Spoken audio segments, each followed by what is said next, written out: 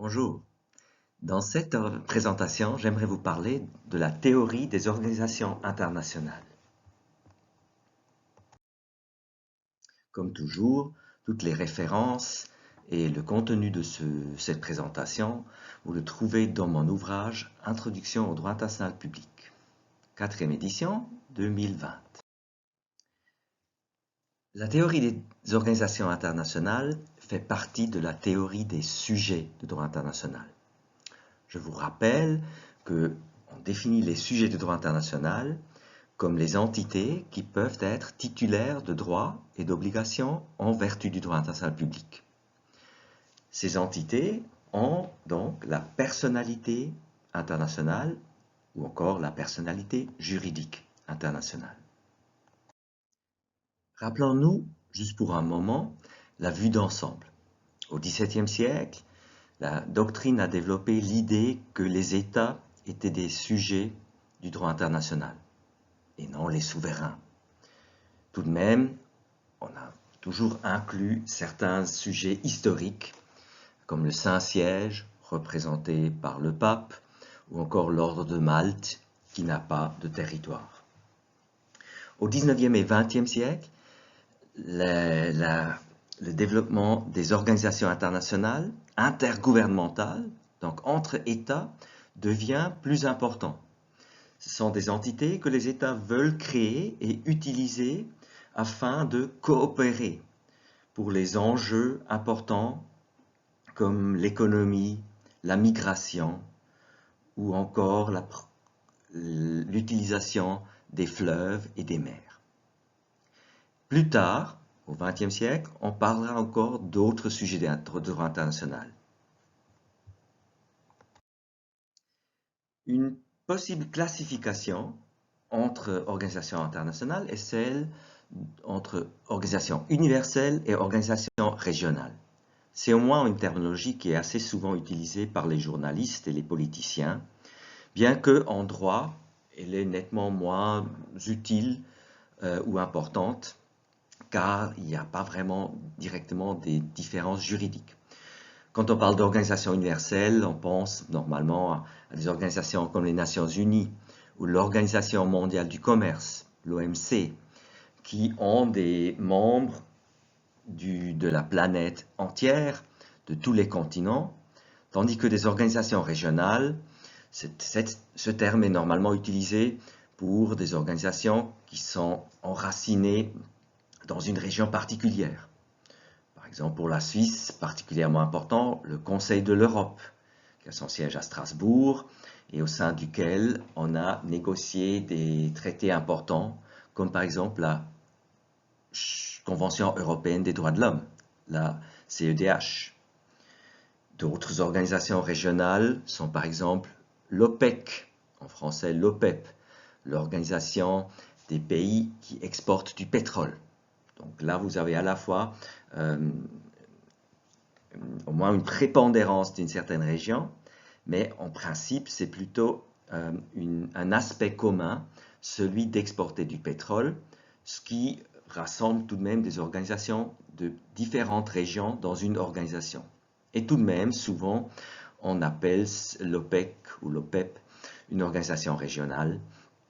Ça veut dire une organisation spécialisée pour certains pays. On peut aussi différencier ou distinguer entre organisations à vocation générale, par exemple l'Organisation des Nations Unies, qui, selon son statut, a des compétences dans beaucoup de domaines. Aussi à niveau régional, on peut mentionner le Conseil de l'Europe, qui aussi, selon son statut, est utilisé pour une coopération politique dans beaucoup de domaines différents. Au contraire, on parle d'organisations spécialisées, quand ce sont des organisations qui ont un objectif ou un domaine qui occupent un domaine de coopération très particulier. Par exemple, l'Organisation mondiale du commerce, qui, en principe, selon son statut, s'occupe du commerce. Alors, nous allons voir plus tard que la définition de ce terme peut être plus étroite ou plus large ce qui fait que ces organisations, parfois, jouent tout de même un rôle important dans beaucoup de domaines et pour beaucoup de questions de la vie quotidienne. Une autre organisation spécialisée qu'on connaît normalement, c'est l'OTAN, ou en anglais la NATO, l'organisation du traité de l'Atlantique, une organisation de défense dont certains membres de l'Ouest, des États occidentaux, sont membres.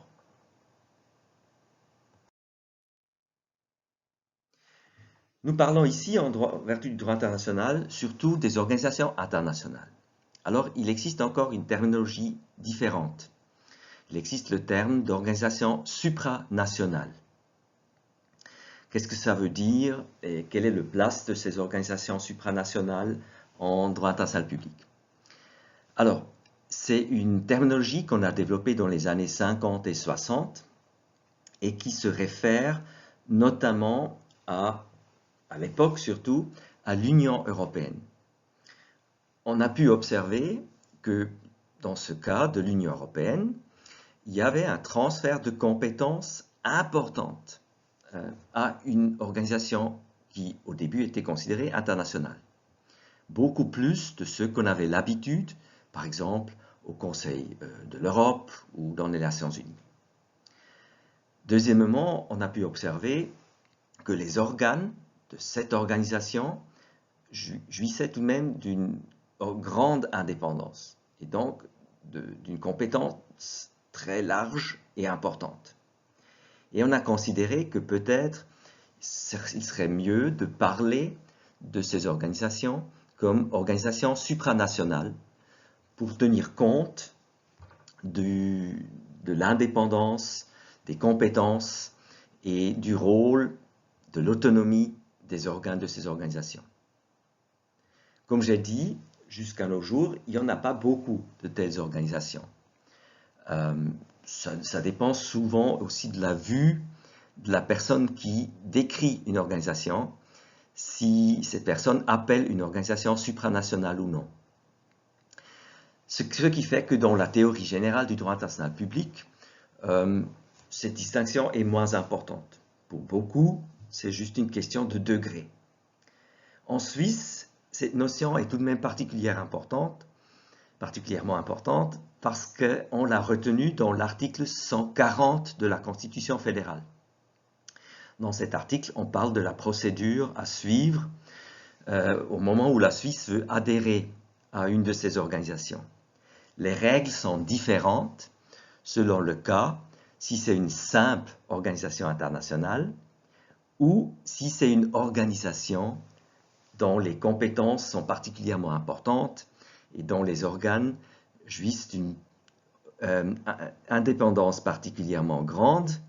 Et donc, on a prévu une procédure différente pour ce deuxième cas. Et on parle dans ce deuxième cas, aussi dans la Constitution fédérale, d'organisation supranationale.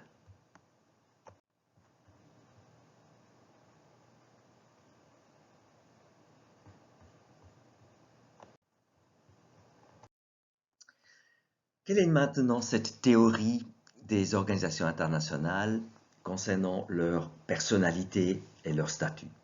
Qu'est-ce qu'il faut pour qu'on puisse parler d'une organisation internationale au sens de ces théories de droit international? Un premier élément important, c'est un acte constitutif. Il s'agit normalement d'un traité. Les États expriment leur volonté de créer une telle entité. Alors si je dis qu'il s'agit généralement d'un traité, il y a tout de même des auteurs qui disent qu'il suffit aussi que ça soit fait dans les faits, par oral, ce qui est tout de même très rare. La Suisse a essentiellement adhéré à des organisations internationales qui sont établies par un traité. Deuxième élément, ce traité est conclu, signé, ratifié entre sujets de droit international. Alors, normalement des États, notamment au XIXe siècle, au moment où on a commencé à développer cette idée, c'était que les sujets de l'époque essentiellement des États, qui créent des organisations internationales. Aujourd'hui, il existe aussi des organisations internationales dont une autre organisation internationale ou un autre sujet de droit international est membre. C'est particulièrement important dans le cas de nouveau de l'Union européenne, anciennement la Communauté européenne. Par exemple, l'Organisation mondiale du commerce, dont nous avons déjà parlé, elle a été créée relativement tard, en 1995, et son acte constitutif prévoit que l'Union européenne puisse devenir membre. Et donc, l'Union européenne est un membre de l'OMC, et les membres de l'Union européenne, les États membres de l'Union européenne, sont aussi membres de l'OMC. Ça, c'est une situation relativement complexe. Cette question se pose aussi dans d'autres domaines. Par exemple, pour le Fonds monétaire international ou la Banque internationale, ce ne sont que des États qui peuvent être membres, mais nous voyons qu'en Europe, l'Union européenne joue un rôle de plus en plus important en tant qu'acteur dans ce domaine. Et il y a donc une discussion s'il ne serait pas utile de permettre un jour aussi à l'Union européenne ou à d'autres organisations économiques régionales de rejoindre ces organisations internationales. Pour cela, il faudrait tout de même changer l'acte constitutif, le traité établissant ces organisations, ce qui évidemment est relativement compliqué. Un troisième élément dont on demande normalement la présence pour qu'on puisse parler d'une organisation internationale, c'est un intérêt d'utilité publique commun. Alors il y a des auteurs qui disent, mais ce n'est pas indispensable. En principe, les États sont libres à créer des organisations internationales avec n'importe quel objectif. Dans la réalité, on voit tout de même que c'est normalement un domaine particulier de coopération que les États ont défini comme étant dans l'intérêt commun, le commerce international, la défense commune, des questions de migration entre les États participants. Donc on peut tout de même observer que dans la réalité, il y a normalement un tel intérêt qui est important pour comprendre les objectifs et la fonction de l'organisation. C'est aussi parfois utilisé pour distinguer la création d'une organisation internationale d'autres entités. Certains États, par exemple, parfois créent des entités avec un but commercial qui sont régis à ce moment-là par un droit national. On peut créer par exemple une entreprise régie par le droit suisse et les actionnaires sont éventuellement des particuliers, mais éventuellement aussi des États. C'est aussi possible et à ce moment-là, on voit qu'il ne s'agit pas d'une organisation internationale parce que ce n'était pas la volonté des États. Ils ont voulu créer une entreprise régie par un droit national, le droit suisse, et c'est donc pas une organisation internationale. Quatrième élément, comme ici, comme pour les États, il nous faut des organes. Les organisations internationales ne peuvent agir que si elles sont dotées d'organes. Il en faut au moins un. Et il existe des organisations internationales relativement simples qui n'ont qu'un organe. Souvent, cet organe prend le nom d'un conseil qui réunit normalement à ce moment-là tous les membres et au sein duquel ces membres décident ensemble et l'acte, la décision qui résulte devient un acte de cet organe, souvent appelé un acte du conseil de cette organisation. Mais il y a aussi des organisations qui ont beaucoup plus d'organes, qui sont assez complexes. Pensez par exemple à l'Union européenne, ou pensez à l'Organisation mondiale du commerce ou les Nations unies, que je vais vous présenter dans des présentations à part. Ces organisations modernes ont souvent plusieurs organes qui ont chacun leur fonction propre et qui travaillent ensemble pour faire fonctionner l'organisation. Le dernier point vient finalement du premier. Il est étroitement lié à l'acte constitutif. J'ai dit plusieurs fois, il faut résulter de cet acte constitutif une volonté des États de créer une organisation internationale qui est dotée de personnalité juridique. Pour qu'on puisse parler d'un sujet de droit international, il nous faut cette personnalité juridique. Alors, historiquement, cette théorie n'était pas si claire. Elle a été développée au fur et à mesure, ce qui fait qu'on trouve encore des organisations internationales, notamment celles qui ont été créées il y a longtemps, où ce n'est pas dit explicitement dans l'acte constitutif que l'organisation est dotée de personnalité juridique. À ce moment-là, on parle souvent d'une personnalité juridique implicite. Tandis que dans les traités modernes, normalement, les traités qui ont été conclus ces dernières années, c'est explicitement dit que la personnalité jouit, que l'organisation jouit de la personnalité juridique. Je vais vous montrer ça dans un moment dans plus de détails. La question s'est posée déjà en 1949 et c'est à cette occasion que la Cour internationale de justice a eu l'occasion de se prononcer sur cette question. Dans un avis consultatif qu'on a demandé à la Cour internationale de justice, s'intitulant « Réparation des dommages subis au service des Nations Unies », on s'est posé la question si les Nations Unies, qui venaient d'être créées, qui était une organisation jeune à l'époque, si ces Nations Unies avaient la personnalité juridique. Pourquoi est-ce que c'était important? Bon, il y avait eu un incident où cette question juridique devenait importante. Le comte Bernadotte, un diplomate suédois de la famille Bernadotte, la famille des rois actuels de Suède, avait travaillé en tant que médiateur pour les Nations Unies. Il avait assumé cette fonction comme c'était un personnage connu et la Suède était prête à donner à M. Bernadotte cette fonction au sein des Nations Unies. Alors, il était médiateur dans le conflit entre Israël et les pays voisins et il a été assassiné par des terroristes israéliens.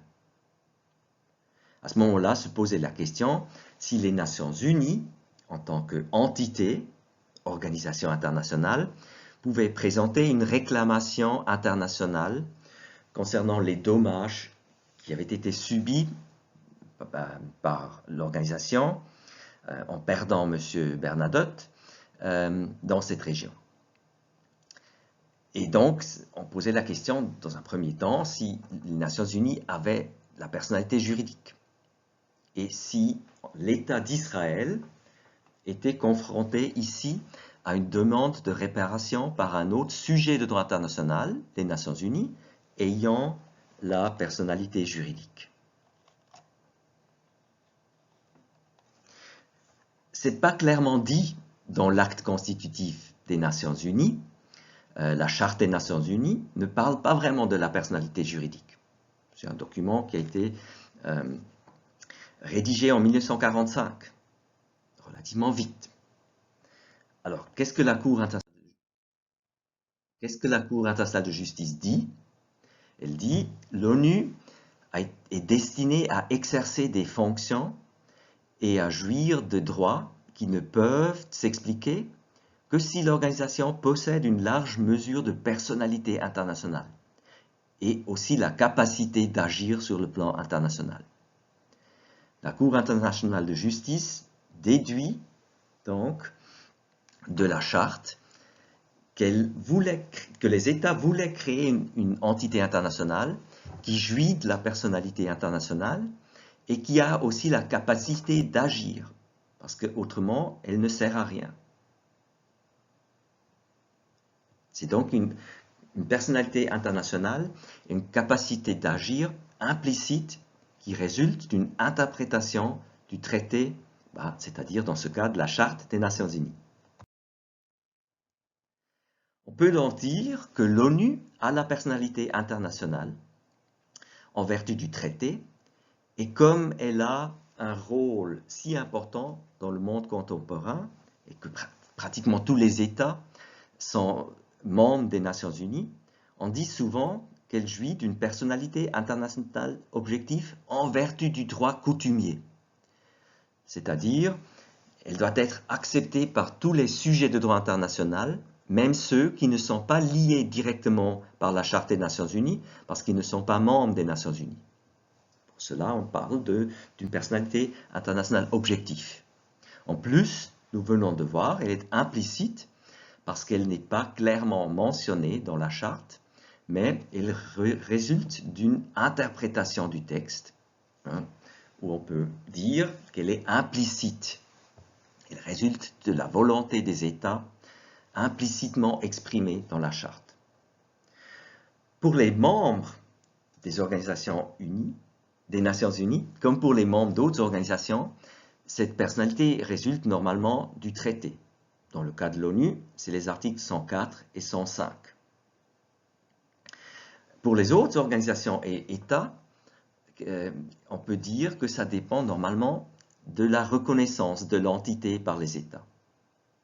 Alors, si un État ou une organisation internationale adhère à une organisation, elle est liée par le traité qui prévoit normalement aujourd'hui que l'organisation a la personnalité juridique et la capacité juridique. Mais si un État n'est pas membre d'une organisation, en dehors du cas particulier de l'ONU, on peut dire qu'il faut une reconnaissance. Donc, pour le grand nombre des organisations régionales, par exemple, qui ne comportent qu'un nombre très restreint de membres, on peut dire que d'autres États qui ne sont pas membres doivent reconnaître ces organisations internationales, ce que les États ou les autres sujets de droit international font normalement au moment où ils concluent, par exemple, un traité avec cette organisation, même s'ils ne sont pas membres. Donc ici pour le rappeler encore une fois, tandis que l'ONU jouit, en vertu du droit international coutumier, d'une personnalité internationale objective, les autres organisations internationales jouissent d'une personnalité internationale pour ses membres à cause du fait qu'ils aient adhéré au traité, et pour les autres États et sujets de droit international parce qu'ils reconnaissent éventuellement ces organisations internationales comme des sujets de droit international. Est-ce qu'il y a des limitations? Alors la personnalité internationale des organisations internationales résulte normalement du traité et la question se pose moins. Par contre, pour la capacité juridique internationale, ces questions peuvent se poser. Quelle capacité juridique les États ont-ils voulu octroyer, transférer à l'organisation? Quels sont les droits et les obligations que cette organisation internationale a en vertu de son acte constitutif? Aujourd'hui, cette capacité est normalement limitée par les fonctions qu'on veut que cette organisation ait. Et donc on peut dire que la personnalité juridique et la capacité juridique sont limitées par cette fonction. Prenons par exemple le cas de l'Organisation mondiale du commerce. Elle a la personnalité internationale et sa capacité juridique internationale a été définie en vertu des fonctions qu'elle doit assumer, notamment la promotion du commerce international. Dans ce contexte, on parle aussi du principe de la spécialité. Nous avons déjà vu, il existe des organisations qui ont beaucoup d'objectifs et des compétences dans beaucoup de domaines. Par exemple, les Nations Unies. Mais même pour les Nations Unies, ce n'est pas illimité. Il y a des limites dans ce que l'Organisation des Nations Unies peut faire parce que les États voulaient limiter cette compétence. C'est encore plus évident pour des organisations spécialisées. Et là, on parle souvent de ce principe de spécialité. L'Organisation mondiale du commerce est spécialisée dans le domaine du commerce. Un domaine où cette question se pose pratiquement tous les jours et c'est quelque chose que nous pouvons aussi observer en Suisse, c'est la question des compétences de l'Union européenne. Ces dernières 50, 60 ans, les compétences de l'Union européenne ont été élargies. Aujourd'hui, l'Union européenne assume des fonctions dans beaucoup de domaines. Et presque tous les jours, il y a un débat, notamment au sein de cette organisation, que nous appelons supranationale, normalement. Il y a une discussion si l'Union européenne a vraiment une certaine compétence, ou si c'est un domaine qui a été réservé pour les États. Est-ce que les États, les membres de l'Union européenne, ont vraiment transféré certaines compétences à l'Union européenne? Et là-dedans, on peut voir un cas d'application de cette théorie de la capacité juridique internationale, dans ce cas de l'Union européenne, et de la limitation de cette capacité en vue des fonctions de l'Union européenne. Dans le traité instituant l'Union européenne, on trouve beaucoup d'articles, beaucoup de dispositions très concrètes qui parlent des différentes compétences de l'Union européenne. C'est un cas extrême, tandis que dans d'autres organisations, on en parle moins. Ce principe de la spécialité avait déjà été développé dans le fameux avis consultatif dans l'affaire du comte Bernadotte dont je vous ai parlé. La Cour internationale de justice avait dit à l'époque que les sujets de droit dans un système juridique ne sont pas nécessairement identiques quant à leur nature ou à l'étendue de leurs droits. Tandis que tous les États sont égaux, les sujets créés par les États comme les organisations internationales peuvent donc avoir un statut différent en vertu de la volonté des États exprimée de manière implicite ou explicite dans l'acte constitutif de ces organisations. Pour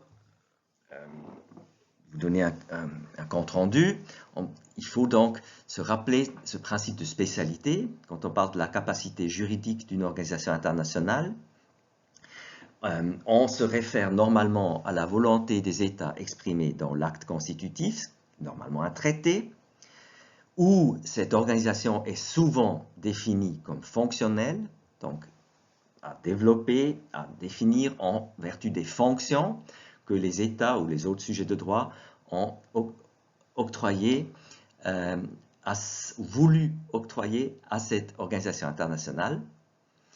Et dans ce contexte, il faut souvent interpréter le traité constitutif. C'est même le cas dans le cas de l'Union européenne, où le langage n'est peut-être pas 100% clair. Et pour cette interprétation, on se réfère en principe à la théorie générale de l'interprétation des traités internationaux, mais il y a un aspect qui est particulièrement important et que la doctrine a développé. On dit souvent que dans ces cas, c'est particulièrement important de voir la logique d'un traité. Pourquoi les États ont-ils créé une organisation? On peut appeler ça l'interprétation téléologique. On se demande quel est l'objectif d'une disposition. Et dans la théorie des organisations internationales, mais aussi dans d'autres domaines, certains auteurs parlent de l'effet utile, où on dit, mais si les États ont créé une organisation internationale, ils voulaient qu'elle soit utile, qu'elles peuvent vraiment être utiles et avoir une fonction. Et pour cela, il faut donc interpréter le traité constitutif selon cette théorie de l'effet utile.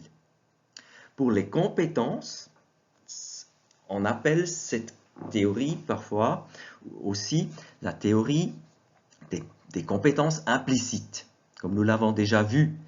C'est-à-dire, si le traité n'est pas très clair concernant les compétences, pour donner un effet utile à cette organisation et à l'acte qui crée cette organisation, on déduit du traité constitutif que l'organisation a les compétences qui sont nécessaires pour qu'elle puisse être utile. Et que ces compétences sont donc implicites. Et en anglais, ça prend le nom de Implied Powers Theory.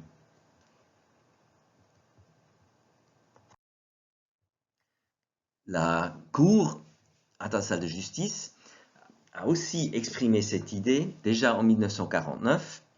Ici, vous avez de nouveau une citation. A considérer le caractère des fonctions confiées et la nature des missions des agents. Il faut se rappeler que cet avis a comme sujet, comme objet, les dommages subis par les Nations Unies, et l'agent était le comte Bernadotte. Il devient évident que la qualité de l'organisation pour exercer, dans une certaine mesure, une protection fonctionnelle de ces agents est nécessairement impliquée par la charte. Donc la Cour internationale de justice, dans ce cas déjà, a interprété la charte des Nations Unies, l'acte constitutif, pour arriver à la conclusion que les Nations Unies ont cette capacité de faire une demande pour obtenir des dommages envers l'État d'Israël, que c'est implicite dans le traité de la charte. Merci beaucoup, c'est tout pour cette présentation.